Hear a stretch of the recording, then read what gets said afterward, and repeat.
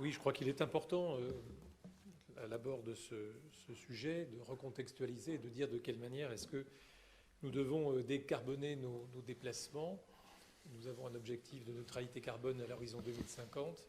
Il est donc important que nous fassions le meilleur usage du déplacement à vélo. Je voudrais rappeler effectivement que la moitié de nos déplacements aujourd'hui font moins de 5 km et que ce sont donc des déplacements qui sont faisables à vélo. Nous sommes bien loin des ratios d'autres pays en Europe en particulier. Alors ce plan a le mérite d'exister, nous en prenons acte.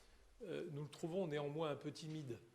Timide parce que une perspective de 40 km à l'horizon de 5 ans, 40 km c'est, vous l'avez rappelé, 1%, peu ou prou, de l'équivalent de notre réseau routier qui existe aujourd'hui.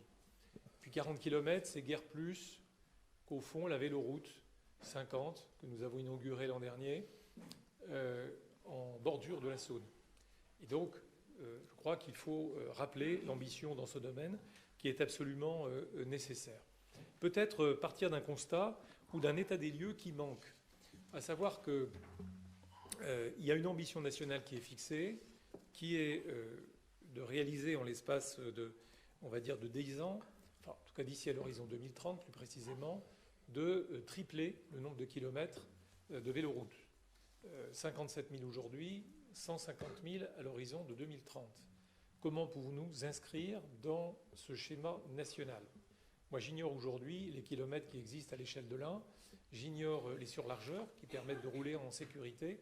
Et donc, il serait important effectivement d'avoir un état des lieux pour se projeter et mettre en rapport les 40 kilomètres qui nous sont proposés. Il y a un autre point aussi que je voudrais souligner, c'est que 40 km pour 13 millions d'euros, ça nous ramène le kilomètre à 325 000 euros d'exécution. Le ratio communément admis est de 100 000 euros. Alors, ma question est la suivante. Est-ce que l'on a déjà identifié des points noirs dans ce département coûteux à ce point qu'ils vont engager beaucoup de millions? Est-ce qu'on a déjà identifié des chantiers à l'échelle de ce département qui pourraient coûter à ce point que l'on engloutirait, si j'ose dire, 13 millions pour 40 km?